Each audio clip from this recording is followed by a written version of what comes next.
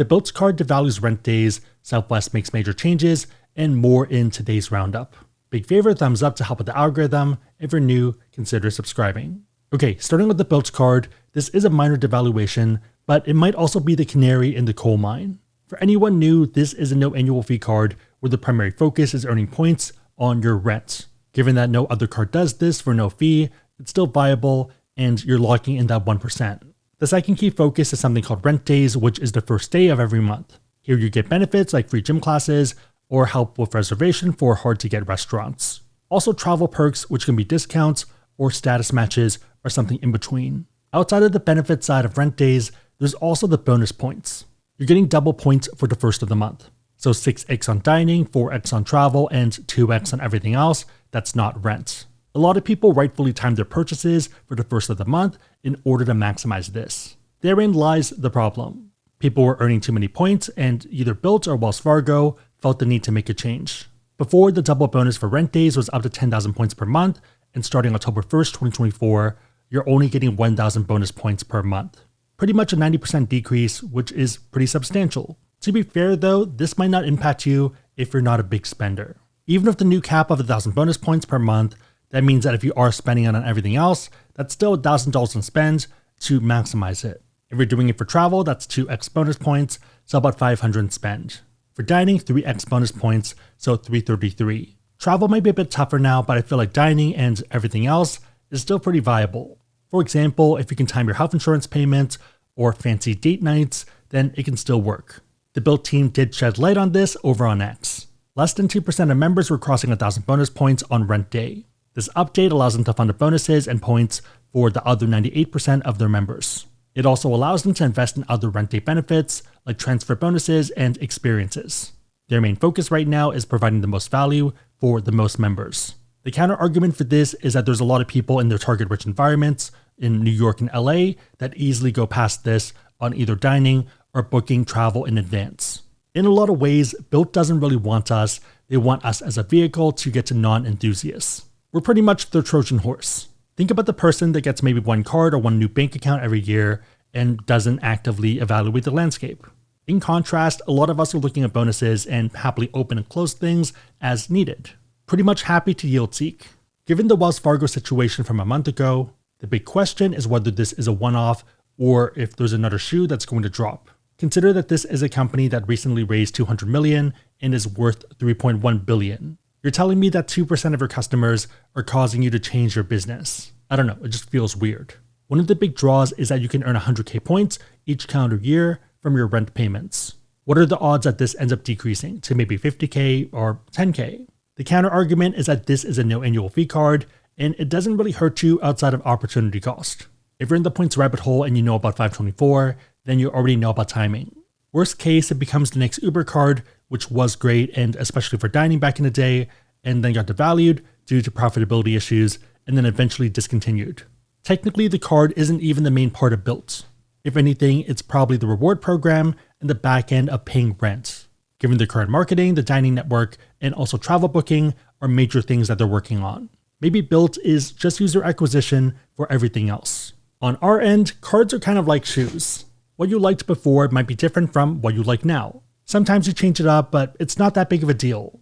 Even if it does become obsolete, it's still a no annual fee card, and you just put it into your wallet, and it still helps your credit. End of the day, updates are part of the space, and balance changes are pretty normal.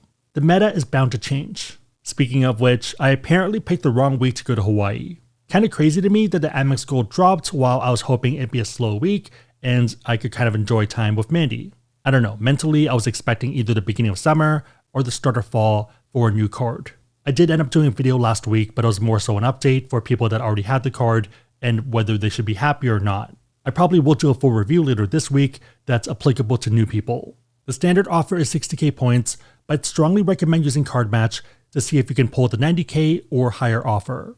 We have a blog post on this if you Google Card Match Ask Sebi, and I'll also link it down below. We also do have a calculator if you're on the fence, and it pretty much lets you crunch the numbers in order to make an educated decision. In case you're curious, for Hawaii, we did the Grand Hyatt Kauai, which was beautiful. Fun redemption and also great value for the points. Mandy's going to have it on her channel later this week if you want to subscribe over there. Especially if you are spending time on the beach, the sun can be pretty intense. On that note, this brings us to the sponsor of today's video, LMNT. If you're looking to improve your hydration and overall health, LMNT has you covered. Hydration isn't just about drinking water, it's about balancing your electrolytes too. The reason for this is because electrolytes help maintain energy, improve cognitive function, prevent muscle cramps, and even help with better sleep. LMNT's formula is science-backed with the perfect ratio: 1,000 milligrams of sodium, 200 milligrams of potassium, and 60 milligrams of magnesium. Plus, it has zero sugar, no artificial coloring, or other dodgy ingredients. Whether you're on a low-carb diet, fasting, or you just need to stay hydrated during your workouts, LMNT is the ultimate solution. And the best part is that LMNT is offering a fantastic deal for our community. Go to drinklmnt.com/AskSebi to get a free sample pack with any purchase. Lots of different flavors to choose from. Fan favorites include raspberry salt, or unique ones like mango chili or chocolate salt. My two favorites though are grapefruit and watermelon salt. Stay hydrated and healthy with LMNT. Now back to the video. In case you're wondering, I actually bought LMNT by myself back in May. I loved it so much that I wanted to find a way to work with them, and that's where we are. Last story is Southwest and some major changes they're making. Some people are super unhappy with this, and I'm a bit surprised. Southwest is known for their random boarding style, meaning that you can sit anywhere as long as there's an open seat. One of the big draws of random with no seats is substantially faster boarding. The main disadvantage though is low satisfaction, with a lot of people not being a fan. They're now changing this. Southwest Airlines is shifting to assigned seats for the first time in its history. In addition, they are going to start charging a premium for some of the seats on the plane and increasing the legroom. One other operational difference is that they're going to start offering overnight flights, so red-eyes, for the first time in their history. Part of the change for assigned seats was about money, but the other part was that people were just abusing it. In the last year or so, seat saving has become a pretty common tactic, where one person boards early and puts a bunch of their stuff on different seats, and sometimes even entire rows. The idea being that you have one person who either pays to board early or has some other way to board early to take the good spots. People in the Southwest world rightfully called that it was bound to drive assigned seats. Although some people don't want the change, it seems like a vocal minority because most people want it. When people switched to a competitor from Southwest, the number one reason unhappy passengers cite was open seating. In fact, 80% of Southwest customers and 86% of potential customers prefer assigned seats. This change allows them to broaden their appeal and attract more flyers from both current and future customers.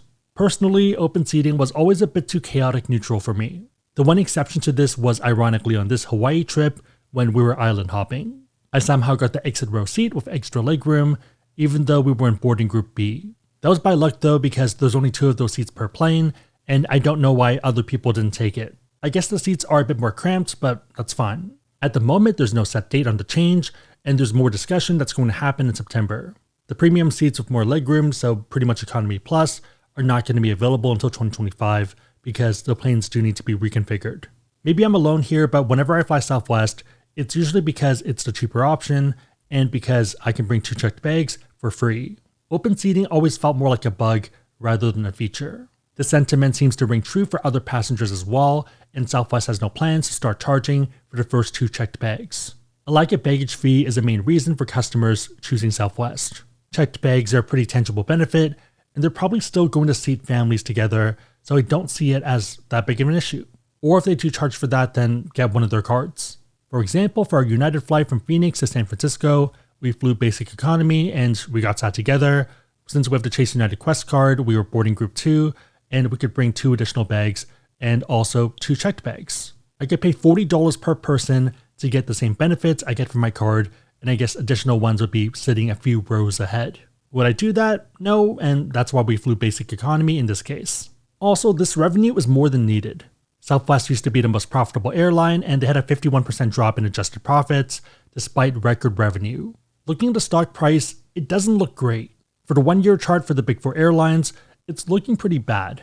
American Airlines is in their own world of pain, down almost 40%.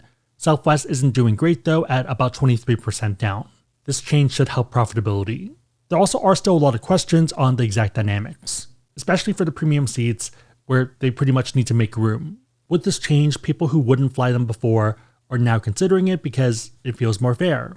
Others feel like it's an end of an era and you now have to pay for the good seats. Flip side of this is that 2 checked bags and carry-ons are all that really matter, and maybe the good seats were never actually available to you. The benefit for us is that we should see updated cards with new features, and that's always exciting. On that note, if you do want to learn about cards, we do have links on the website, asksabby.com, and also down below in the description box. As always, make sure the links are competitive, that the cards make sense for you and what you're trying to do, but otherwise it is a huge way to support the channel, so thank you in advance. If you made it to this point, leave a tropical drink emoji in the comments down below and I'll try to heart it and also respond.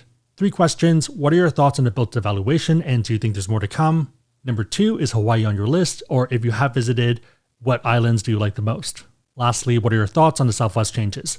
Let me know and everyone else know in the comments down below. Big favorite, thumbs up, consider subscribing, otherwise hope you liked it. See you next time.